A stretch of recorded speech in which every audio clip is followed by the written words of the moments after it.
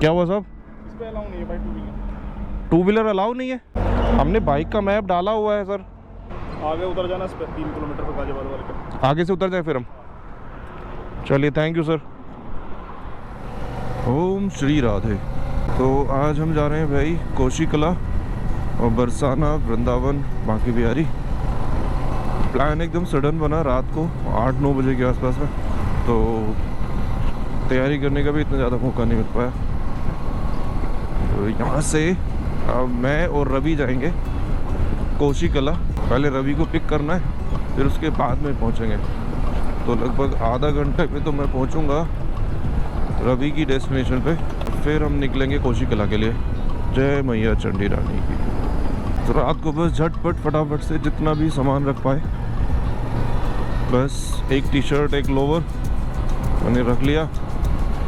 रात को लगभग 12 बजे के आसपास में तो सोए थे, और सुबह प्लान किया था 8 बजे सुबह प्लान किया था 6 बजे निकलने का।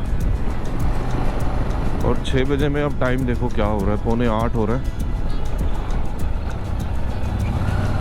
पूरे 2 घंटे लेट निकल रहे हैं हम, और अभी तो पहले रवि के पास जाना है, तब निकलना है। ये है हापुड़ से लगा हुआ गांव झीलपुर गांव के खेत हैं। और जो भी गांव शहर के पास में होता है ना भाई, आनंद तो बस उन्हीं गाँवों के हैं। शहर और नेचर दोनों ही साथ रहते हैं, तो गांव में रह के दोनों चीज़ों का आनंद ले सकते हैं। देखो गांव में भी ना अब किसी भी चीज़ की कमी नहीं है। रास्ते अच्छे हैं, इलेक्ट्रिसिटी है, इवन स्कूल, स्वास्थ्य सेवाएं सभी आपको गांव में मिलेंगी। तो गांव भी अब शहर से कम नहीं है। तो मेरा मानना है कि गांव में रहना ज़्यादा बेहतर है रादर देन शहर में। शहर में इतना शोर शराबा है, पोल्यूशन है, ठीक है, टेंशन ही टेंशन है भाई।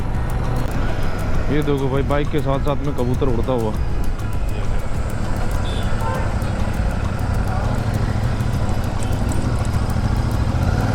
कबूतर को कितना ट्रेन किया हुआ है, बाइक के साथ साथ में उड़ रहा है देखो।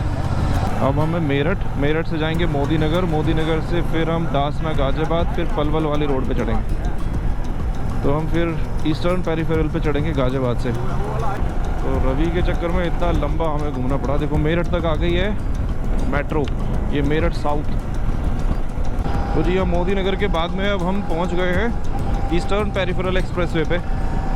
और यहाँ से लगभग अभी हमें शो हो रहा है, अभी मैं दिखाता हूँ भाई, 1 घंटा 44 मिनट का रास्ता है, 126 किलोमीटर यहाँ से कोशी कला रह गया। और अभी हमें कन्फ्यूज़न चल रहा है कि पीछे जो ईस्टर्न पेरिफेरल है उस पर बाइक का टोल है या नहीं है। हम तो साइड से निकल गए भाई। तो अगर आपको पता है टोल देना होता है बाइक का या नहीं देना होता, तो वो एक्सप्रेसवे जो नोएडा से है उस पर तो है यार बाइक का टोल, लेकिन यहाँ पर नहीं है या है, हमें कंफर्म है नहीं। अब जब उतरेंगे तो तब पता चलेगा वो हमसे टोल की पर्ची मांगता है या नहीं मांगता है। अगर आपको पता है कि टोल दिया जाता है या नहीं दिया जाता है तो कंफर्म करें। ये देखो इतने मोटे मोटे इसमें बड़े बड़े डिच आ रहे हैं यार, ये कैसा एक्सप्रेसवे है।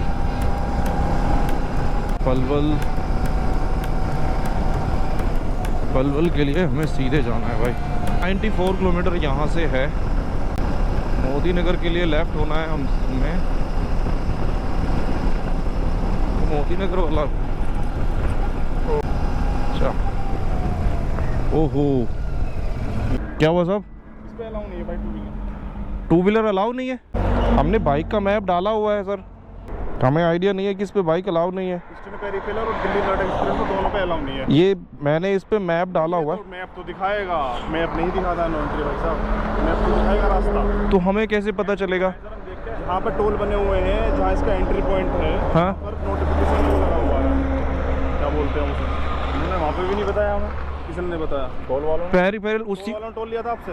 नहीं, इसलिए तो नहीं लिया आपसे अलाउ। तो हम आगे उतर जाना इस पे 3 किलोमीटर पे गाजियाबाद वाले के। आगे से उतर जाए फिर हम।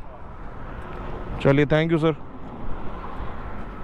भाई साहब कुछ भी कर लेना, लेकिन जिस समय हम निकले ना इस समय मत निकलना भाई।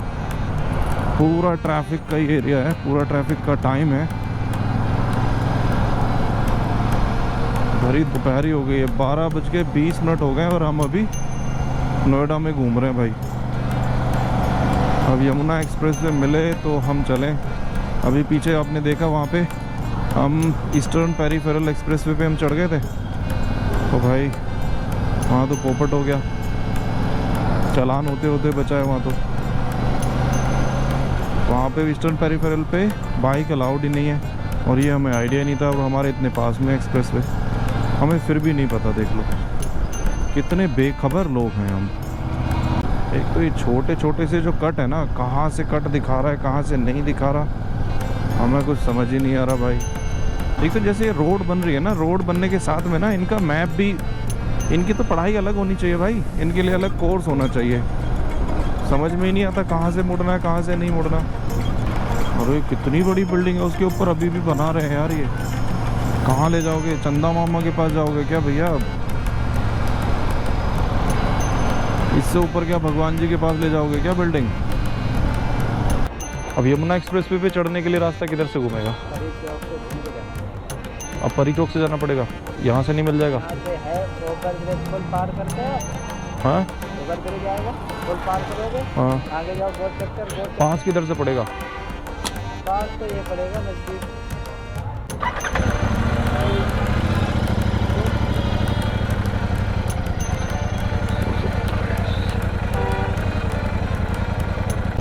तो लगभग 38 किलोमीटर चलने के बाद में नोएडा से आपको मिलेगा पहला ये टोल, और ये टोल पे 60-135 करके कुछ तो लग रहा था। अब जाके देखते हैं कितना लगेगा मथुरा तक के लिए।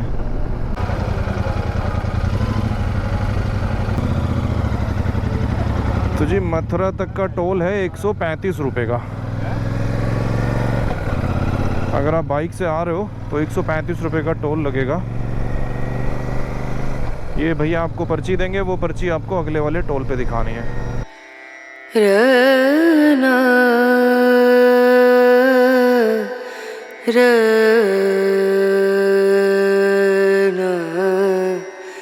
रनु रे।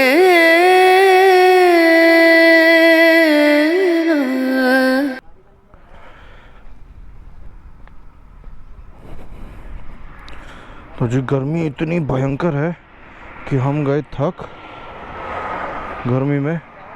और ये देव मानुष आदमी है भाई, जिसने यहाँ होटल बनाया हुआ, ये देव मानुष आदमी है। यहाँ लगभग 1 घंटा हो गया हमें रेस्ट करते। अब बॉडी में थोड़ी सी ताकत बनी है, और यहाँ से रह गया है अब 30 किलोमीटर मथुरा। वृंदावन दिखा रहा है 24 किलोमीटर। तो अब हम क्या करते हैं, सबसे पहले वृंदावन में जाके हम होटल लेते हैं, थोड़ी देर रेस्ट करते हैं, और उसके बाद फिर हम शाम को निकलेंगे प्रेम मंदिर दर्शन के लिए। फिर बाकी हम राधा रानी और बाके बिहारी फिर हम जाएंगे कल सुबह अर्ली मॉर्निंग। चलिए जी, श्री राधे। पूरा नोएडा से ना लगभग 100 किलोमीटर की रेंज पे है ये होटल। कोई भाई थक जाए गर्मी में, हमारी तरह बेवकूफ़ी कर रहा हो कोई जो गर्मी में घर से निकले, तो यहाँ पे आके वो रेस्ट कर सकता है, पानी पी सकता है, चाय पी सकता है, खाना खा सकता है। यहाँ से 2 किलोमीटर आगे है टोल प्लाज़ा, जहाँ पे हमें वो पीछे जो पर्ची हमारी कटी है वो आगे दिखाना है हमें। 100 किलोमीटर से चलते हुए ना इतना सर में दर्द हो गया कि बात करने का भी मन नहीं कर रहा था बिल्कुल भी। तो जब से मैं अभी तक कुछ भी नहीं बोला था, अब थोड़ा सा शरीर में ताकत आई है, थोड़ा सा यहाँ पे जलपान किया है तो उससे थोड़ी सी शरीर में ताकत आई है। अब लग रहा है कि जल्दी से पूरा हो जाएगा।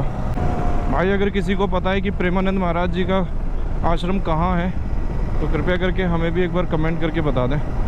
तो हम अभी कल तक यहाँ पे रुकेंगे, मैं वीडियो ये आज डाल दूँगा, कल हम भी दर्शन कर लेंगे।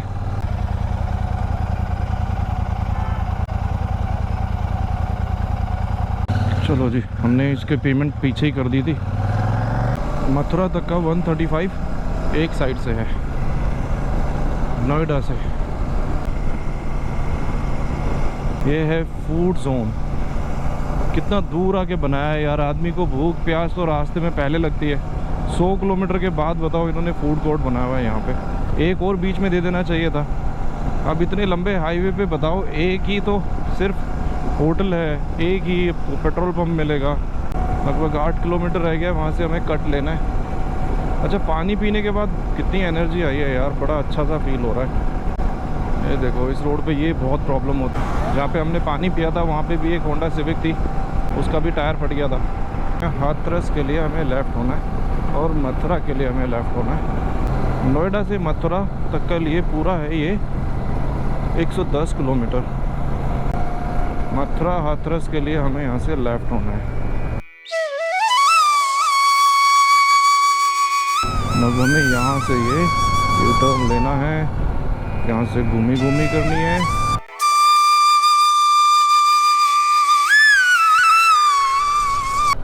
भाई बाइक हो गई बिल्कुल गर्म और यहाँ पैरों पे लग रही है हीट, बहुत ही भयंकर हीट। जय जमुना मैया। जमुना जी में देखो जल कितना आ रहा है भैया। श्री कृष्ण नगरी मथुरा में आपका स्वागत है। बोलो श्री राधे श्री राधे। कृष्णा जंगल होटल भाई बिल्कुल फुल।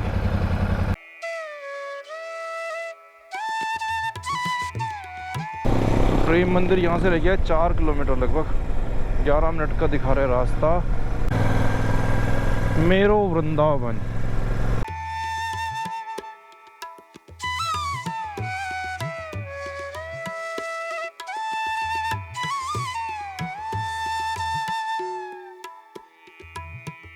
भाई यहाँ 2-3 होटल तो मिले हैं।